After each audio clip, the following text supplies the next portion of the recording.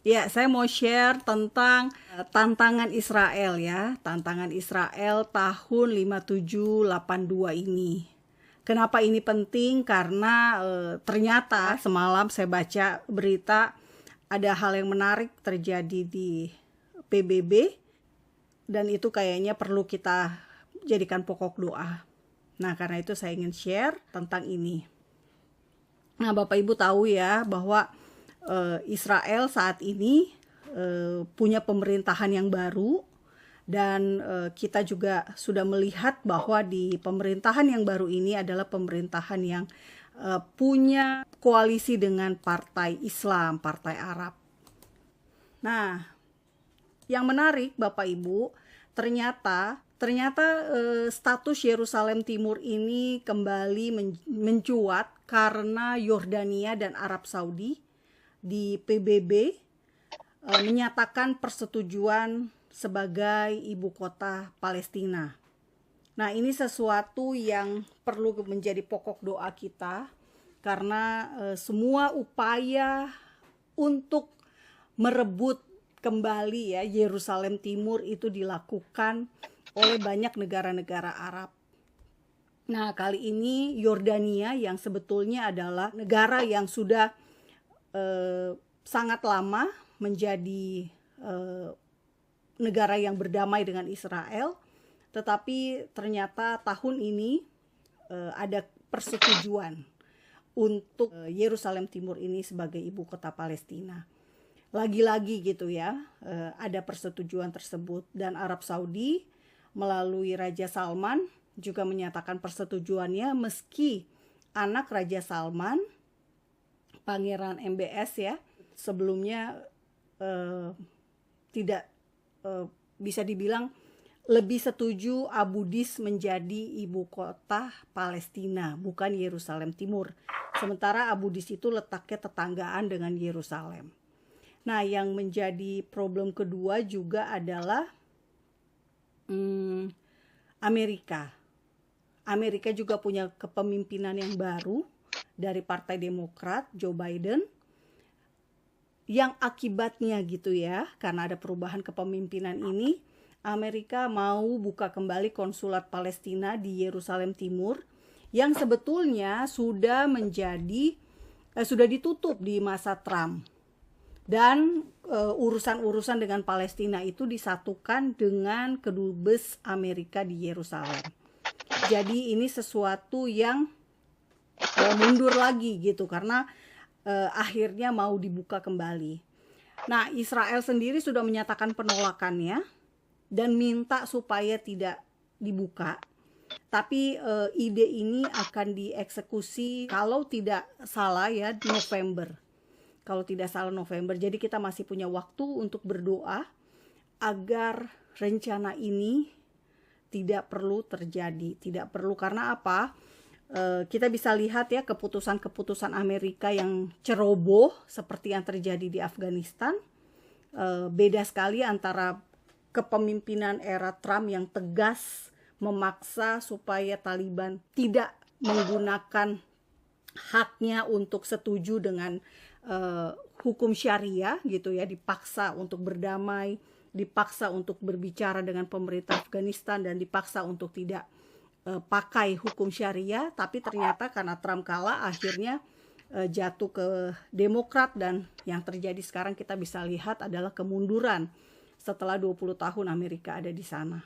Nah, jangan sampai ini terjadi di Yerusalem, jangan sampai ini terjadi di Israel.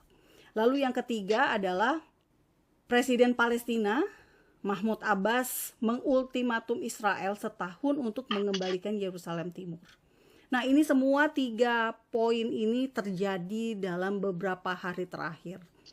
Jadi betul-betul bisa dibilang ini perlu dimasukkan juga ke dalam pokok doa Bapak Ibu, pokok doa kita semua.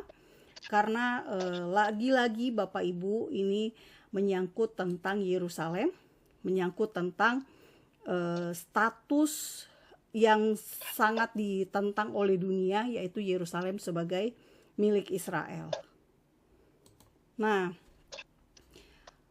puji Tuhannya pemerintah Israel saat ini di bawah Naftali Bennett, karena Bennett ini adalah bisa dibilang adalah Perdana Menteri Israel pertama yang tampil selalu pakai kippah gitu ya. Sebelum-sebelumnya nggak seperti itu, nggak selalu seperti itu, tetapi sekarang Bennett adalah sangat menunjukkan identitas keyahudiannya, dan dia berani untuk membolehkan, mengizinkan orang Yahudi itu untuk berdoa di Bukit Moria. Kita bilangnya sesuai nama Alkitabnya di Bukit Moria, yang sekarang sudah menjadi kawasan Kuba Emas dan Masjid Al-Aqsa. Meski memang Pengadilan Tinggi Yahudi sejak 2014 sudah memutuskan orang Yahudi itu boleh sebetulnya berdoa di Bukit Moria. Boleh untuk mengadakan gitu ya, mengadakan doa, tapi bukan acara seperti yang di Alkitab kita. Bukan mempersembahkan korban dan sebagainya, hanya berdoa. Dan itu pun tidak boleh mendekat ke area yang di sebelah sini nih, tidak boleh mendekat ke area kubah emas ini. Yang sebetulnya area yang paling sucinya ada di dalam kubah ini, yaitu foundation stone, altar batu tempat dulu ada pengorbanan Ishak, dan juga menjadi batu pertama yang digunakan atau menjadi tempat di mana Bait Suci Salomo berada. Nah, orang Yahudi hanya boleh di luar kawasan ini, tapi masih tetap di dalam kompleks kedua masjid tersebut. Nah, kenapa bisa Pengadilan Tinggi Yahudi baru tahun 2014 membolehkan orang Yahudi berdoa di Bukit Moria? Karena memang waktu tahun 1948 Perang Arab Israel. Nah, 1948 sampai 1967 Yerusalem Timur itu berada di tangan Yordania. Lalu demi hubungan baik diputuskan sejak Israel berhasil merebut Yerusalem Timur itu tahun 67, akhirnya kawasan ini diputuskan berada di tangan Yordania, Dewan Wakaf Yordania, bukan Palestina. Jadi urusannya semuanya ada di tangan Dewan Wakaf. Orang Yahudi, orang Kristen boleh berkunjung tetapi tidak boleh ibadah, karena dianggap ini kawasan khusus orang Islam saja. Orang Yahudi apalagi tidak boleh masuk ke daerah sini, padahal ritual-ritual mereka selalu berkaitan dengan Bait Suci. Dan hari-hari raya Israel itu, hari-hari raya Yahudi itu sangat banyak gitu ya. 7 hari raya yang ada di dalam kitab Taurat, ditambah lagi beberapa hari raya seperti Hanukkah, Purim yang tidak ada di Taurat tetapi ada di Alkitab. Belum lagi juga kita akan tahu misalnya hari raya menerima Taurat gitu ya, Simchat Taurat yang terjadi pada tanggal hari ke-8 setelah Sukkot. Nah, ya seperti inilah banyak sekali kegiatan mereka yang sebetulnya berkaitan erat dengan Bait Suci atau bekas lokasinya Bait Suci itu. Nah, ini salah satu juga yang menjadi tantangan. Apakah mereka masih boleh masuk seperti ini, berdoa seperti ini, atau justru ini malah menjadi sebuah persoalan lagi gitu ya, yang akan membuat konflik seperti yang terjadi bulan Mei kemarin. Nah, hal lainnya adalah upaya mengislamkan tembok ratapan. Kenapa saya bilangnya upaya? Karena memang ini dilakukan lewat UNESCO, badan yang mengurusi kebudayaan, warisan-warisan kultural yang resmi gitu ya, yang ada di PBB. Dan PBB sudah memutuskan tahun 2015 bahwa tembok ratapan ini adalah bagian dari kawasan Masjid Al-Aqsa. Nah, sebelumnya Bapak Ibu, tembok ratapan ini sudah dikenal oleh orang Muslim sebagai tembok borak. Dipercaya waktu peristiwa Isra Miraj, inilah tempat turunnya gitu ya, burung borak itu di sini. Nah, inilah kemudian namanya El Borak, tembok borak. Nah, ini kemudian diklaim sebagai situs Islam, bukan lagi situs Yahudi, bukan lagi situs Kristen. Nah, inilah upaya yang sudah terjadi, tetapi ini tentu saja sangat perlu kita bawa dalam doa, agar apa yang ingin diubah oleh manusia tentu saja tidak bisa terjadi karena tidak sesuai dengan Alkitab. Kita selalu patokannya Alkitab. Mau tidak mau, suka tidak suka, kita harus pakai bukunya Tuhan. Nah, Bapak Ibu, kita akan lihat, saya banyak sekali keistimewaan Yerusalem, tapi saya ingin mengambil beberapa saja supaya Bapak Ibu juga, kita juga sama-sama. Kemarin saya baru menghadiri Zoom yang diadakan oleh Sola Scriptura dan Perkantas. Perkantas ini organisasi pemuritan, penginjilan gitu ya, di kampus-kampus. Dulu saya juga sempat beberapa kali ikut ibadah kebaktiannya Perkantas waktu saya kuliah di Salatiga, di Satya Wacana. Nah, mereka mengundang seorang hamba Tuhan, intelektual Kristen, Gary Bruch, yang menulis tentang janji Tuhan. Janji tentang tanah perjanjian itu sebetulnya untuk siapa, dan tanah perjanjian itu untuk siapa. Dan kesimpulannya adalah ternyata janji Tuhan itu conditional katanya. Artinya kalau bangsa Israel taat, maka bangsa Israel mendapat tanah perjanjian. Tetapi karena bangsa Israel tidak taat, maka bangsa Israel tidak lagi memiliki hak terhadap tanah perjanjian itu. Jadi sangat aneh gitu ya. Di satu pihak mereka tidak setuju dengan Yudaisme karena mereka tahu kita sebagai orang Kristen, sebagai orang-orang percaya Yesus, kita ingin semua orang mengikuti Yesus gitu ya. Tetapi mereka juga mensyaratkan bahwa Yudaisme itu harus diberlakukan seperti yang dikatakan oleh Alkitab. Jadi di satu pihak maunya orang Yahudi tetap menjadi sangat Yahudi gitu ya. Dengan demikian boleh berhak atas tanah, tetapi di lain pihak mereka juga menuntut, loh orang Yahudi harus percaya Yesus dong gitu ya. Jadi nggak jelas gitu loh, maunya kemana gitu. Kalau maunya Yahudi ini benar-benar Yahudi banget, berarti ya tanah itu harusnya tidak ada yang namanya Palestina. Harusnya tidak ada yang namanya tanah dikasih untuk orang Palestina untuk berdamai seperti yang dilakukan Israel. Israel kasih Bethlehem, Israel kasih Yeriko, Israel kasih Gaza kepada Palestina demi berdamai. Jadi sayang sekali Bapak Ibu mungkin tahu Perkantas ini sangat-sangat organisasi yang besar dan penting karena adanya di kampus-kampus gitu ya. Kita perlu sekali orang-orang yang tahu Alkitab, orang-orang yang cinta Tuhan Yesus, tetapi jangan sampai juga anti Israel dan anti Yahudi. Nah ini bisa menjadi beban doa buat kita semua. Dan kalau kita pelajari di Alkitab tidak pernah ada yang namanya janji kadaluarsa. Kalau Tuhan berjanji kepada Israel bisa kadaluarsa, gimana dengan kita gitu ya? Yang hanya dicangkokkan ke cabang yang asli gitu. Nah bayangin, Yerusalem, kota yang dipilih Tuhan sudah menyatakannya jauh-jauh hari. Yerusalem adalah kota di mana Tuhan ingin diam di situ. Dan juga kita bisa lihat dari apa yang dimiliki oleh iman Kristen. Tuhan Yesus mati, disalibkan, dikuburkan, bangkit, naik ke surga dimulai dari Yerusalem semua. Dan Injil diberitakan dari Yerusalem. Dan yang menarik juga Bapak Ibu, 3 kali setahun orang Yahudi harus merayakan hari raya roti tidak beragi, hari raya Shavuot dan Sukot di Yerusalem. Karena berkaitan waktu itu masih ada bait suci. Tapi ini pun menjadi syarat Paulus saja ke Yerusalem gitu ya, kalau kita baca di Kisah Para Rasul. Nah ini jadinya konteksnya adalah orang Kristen, orang perjanjian baru pun gitu ya, mengenal apa yang namanya tanah perjanjian. Orang Kristen pun kenal apa yang namanya Yerusalem sebagai pusat ibadah. Meskipun kita memang tidak beribadah, kita tidak harus beribadah di Yerusalem.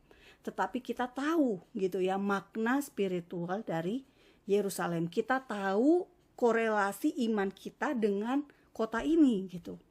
Nah, jangan sampai kita akhirnya kompromi seperti yang dilakukan oleh yang Zoom yang saya webinar yang saya ikuti mempertanyakan gitu loh, ini tanah ini jadinya milik siapa sekarang? Ya jelas milik Israel lah, nggak pernah berubah gitu ya, tanah perjanjian itu berubah.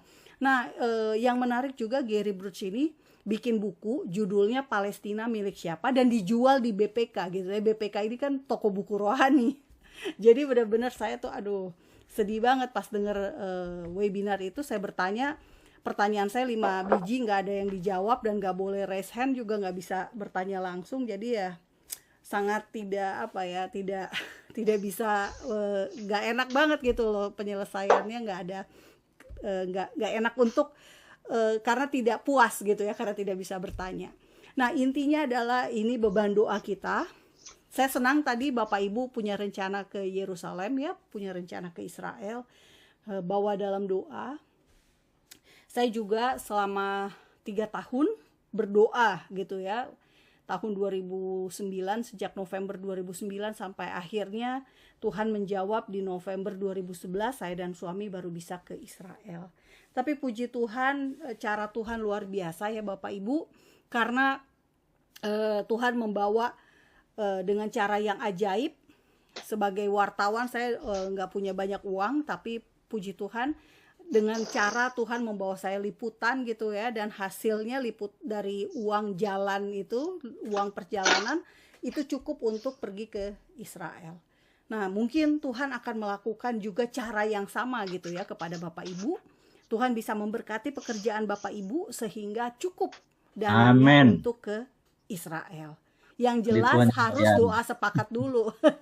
Harus doa sepakat nih. Suami istri ya berdoa sepakat. Jangan yang satu pengen ke Yerusalem, satunya pengennya ke Itali misalnya. Jadinya nggak sepakat. Tuhan bingung nih, yang mana nih yang saya jawab nih ya, yang Yerusalem apa yang Itali nih gitu kan. Nah, jadi kita sepakat ke Israel. Nah, saya dan suami doa 3 tahun loh Bapak Ibu. Tapi ya puji Tuhan, Tuhan tetap menjawab tepat pada waktunya. Jadi amin ya Bapak Ibu, semoga sampai di Yerusalem. Nah, ini dia ya. Jadi kita bawa dalam doa juga tetap status Yerusalem ini secara keseluruhan, bukan hanya Yerusalem Timur. Nah, kemudian yang menjadi tantangan di tahun 5782 ini juga adalah ya ini tadi, koalisi yang sebetulnya positif kalau kita lihat secara demokrasi ya, karena Israel meski negara Yahudi satu-satunya, Israel itu bisa dibilang sangat toleran karena mau menerima koalisi dengan Islam, dengan partai Arab dan sebagainya. Tetapi menurut ahlinya Mordechai Kedar ini, dia seorang ahli Islam dan Arab di Israel, dia menyatakan bahwa koalisi Partai Islam, Partai Ra'am ini, Gerakan Islam dalam bahasa Ibrani-nya singkatannya Ra'am, belum melepaskan, dia bilang belum melepaskan tujuan akhir mereka, yakni menghancurkan Israel sebagai negara Yahudi. Jadi identitas keyahudian Israel yang ditetapkan melalui hukum itu bisa diubah gitu loh, kalau mereka banyak juga masuk ke dalam Knesset, ke parlemen Israel. Dan mereka memberikan gerakan Islam ini stempel persetujuan yang halal, yang sah gitu ya, sehingga membuat Israel berada di jalur destruktif yang sama yang sudah yang dialami oleh Lebanon,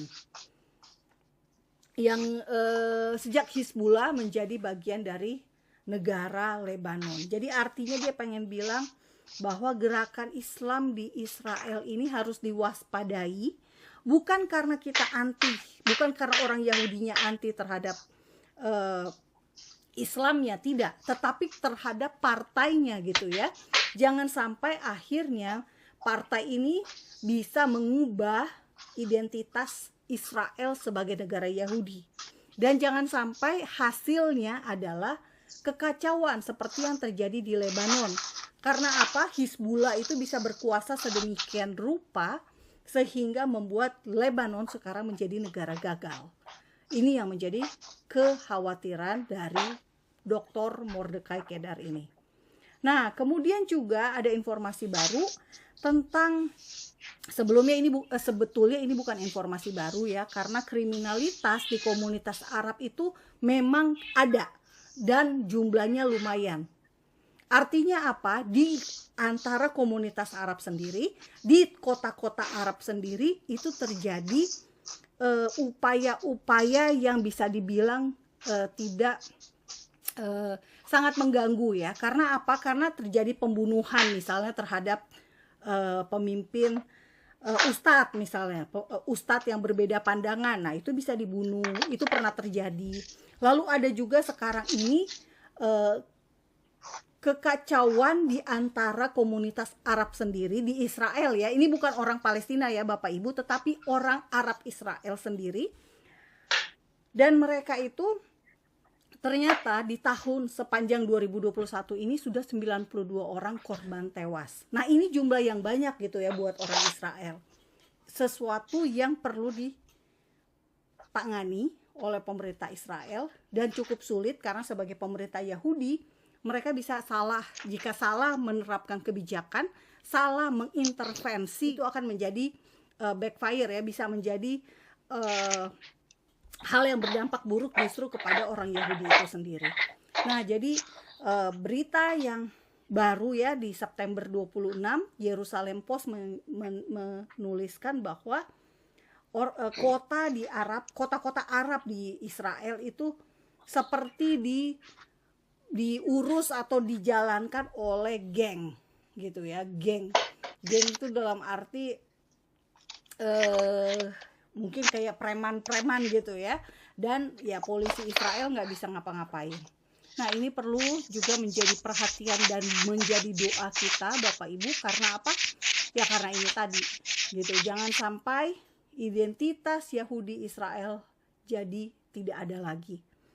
Bukan karena kita tidak senang dengan demokratisnya Israel, tidak. Tetapi tentu saja perlu hati-hati agar Israel juga tidak berubah menjadi negara yang bisa dibilang bukan lagi negara Yahudi. Kita hanya punya satu negara Yahudi di dunia, hanya Israel. Sementara negara Arab banyak sekali.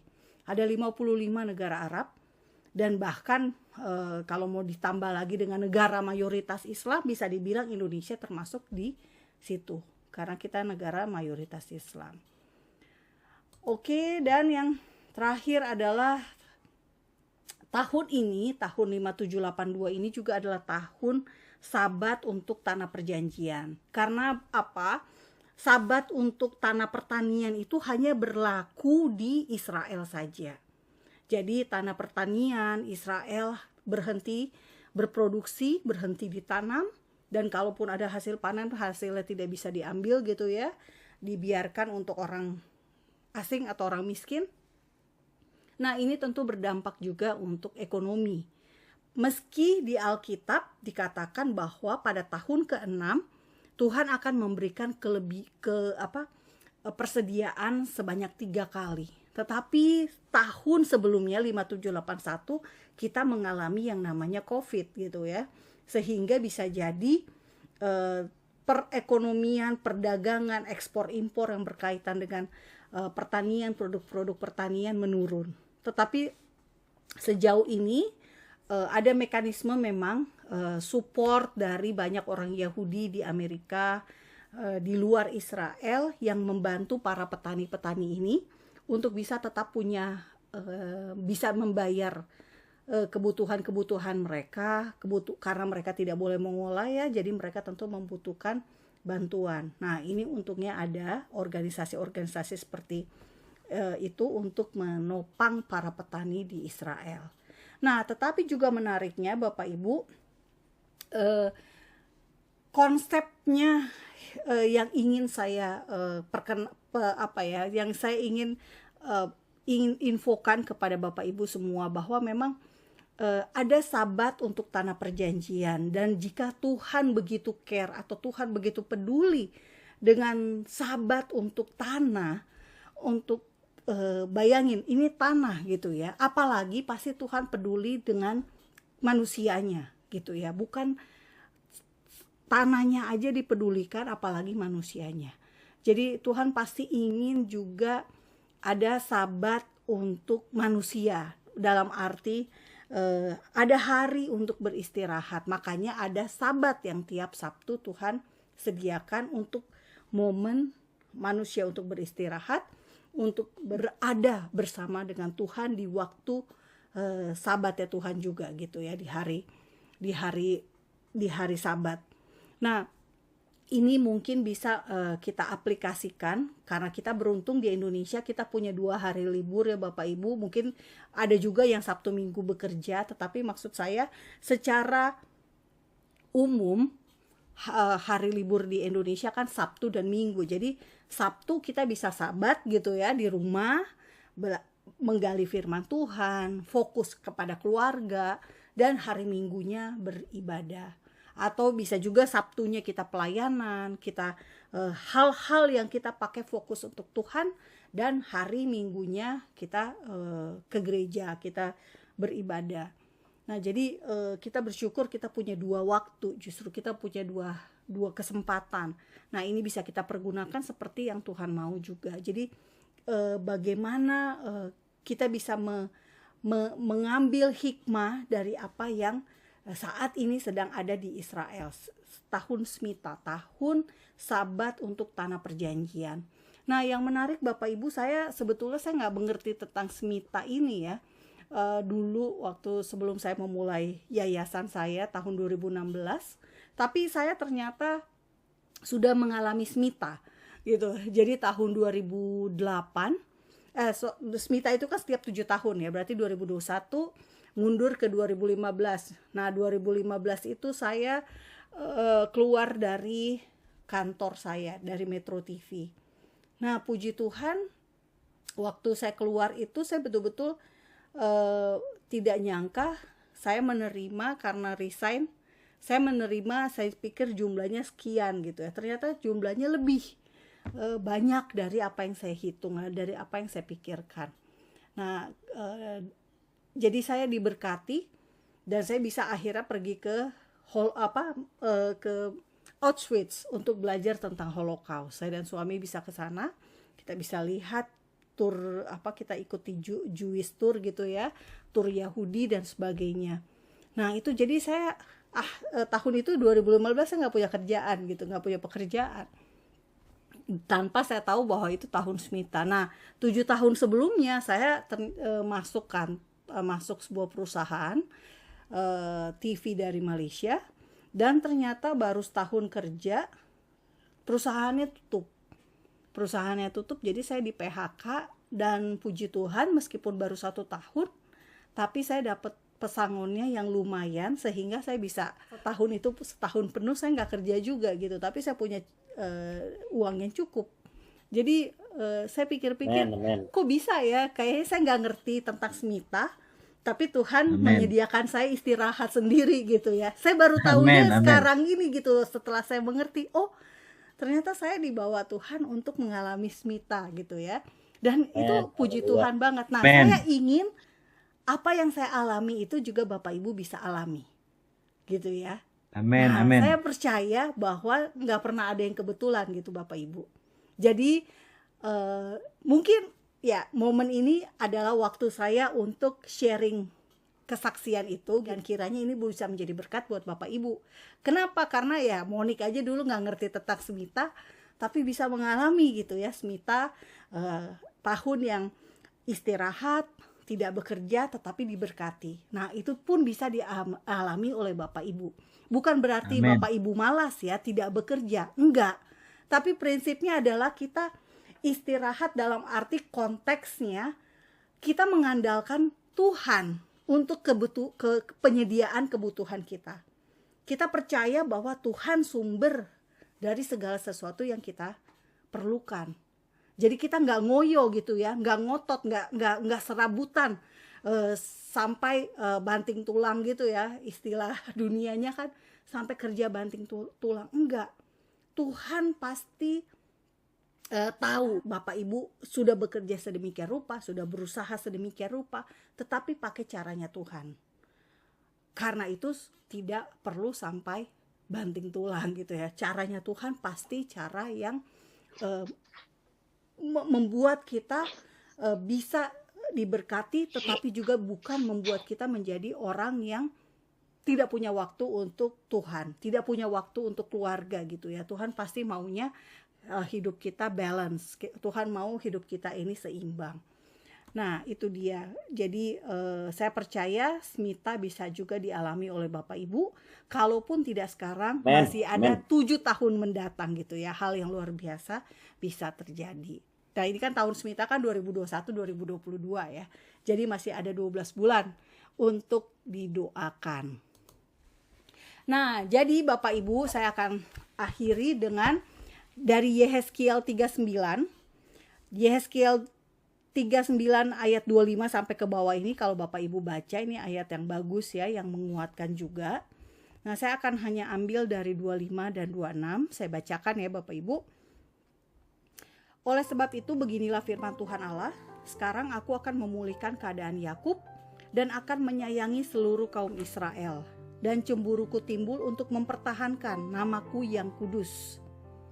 Jadi ketika ada upaya-upaya dunia di PBB untuk mengambil Yerusalem, dan Tuhan sudah menetapkan bahwa namanya ada di sana, tentu ayat ini akan berlaku. Tuhan pasti yang akan bekerja, Tuhan pasti yang akan bergerak untuk mempertahankan nama Tuhan yang kudus itu ada di sana. Nah, di ayat 26, mereka akan melupakan noda mereka dan segala ketidaksetiaan mereka. Mereka ini maksudnya bangsa Israel. Yang dilakukannya terhadap aku. Jadi mereka akan melupakan noda mereka dan segala ketidaksetiaan mereka yang dilakukannya terhadap aku. Kalau mereka sudah diam kembali di tanah mereka. Dengan aman tentram, dengan tidak dikejutkan oleh apapun. Nah, dengan jelas Tuhan berkata, mereka akan diam di tanah mereka. Jadi jelas sekali bahwa Israel sekarang sudah pulang kembali, diam di tanah Israel, diam di tanah perjanjian, menurut Tuhan diam di tanah mereka sendiri. Dan Tuhan berjanji mereka akan diam dengan aman dan tentram. Jadi Bapak Ibu, kita bisa belajar dari bangsa Israel bahwa Tuhan begitu setia, Tuhan begitu penuh kasih karunia, Tuhan begitu baik. Meskipun bangsa Israel banyak sekali jatuh bangun, tetapi kesetiaan Tuhan tetap. Dan kita bisa lihat konteksnya ya buat kita sendiri gitu ya. Bagaimana kehidupan kita sebagai manusia, kita jatuh bangun, tapi Tuhan memberikan kepada kita kesetiaan, kebaikan, kasih karunia dan sebagainya. Dan kita bisa melihat bahwa bagaimana Tuhan begitu setia kepada bangsa Israel. Nah, kita bisa ingat dan kita bisa semangat gitu ya untuk ikut Tuhan. Kita bisa semangat untuk tetap percaya kepada Tuhan karena kita bisa melihat contoh suksesnya gitu ya. Israel adalah contoh sukses dari banyak hal-hal buruk yang terjadi, hal-hal yang tidak benar, tidak baik yang dilakukan oleh bangsa Israel, tetapi kasih setia Tuhan begitu luar biasa. Sampai hari ini bangsa itu tetap ada, dan sampai hari ini kita bisa melihat Tuhan membuat hal-hal yang luar biasa terjadi di bangsa tersebut. Jadi kita punya iman bahwa apa yang terjadi pada Israel bisa terjadi dalam hidup kita, tentu hal-hal yang positif. Kita bisa melihat kesetiaan, kasih karunia Tuhan, kebaikan Tuhan begitu luar biasa kepada bangsa itu, apalagi kepada kita yang sudah ditebus oleh darah Yesus.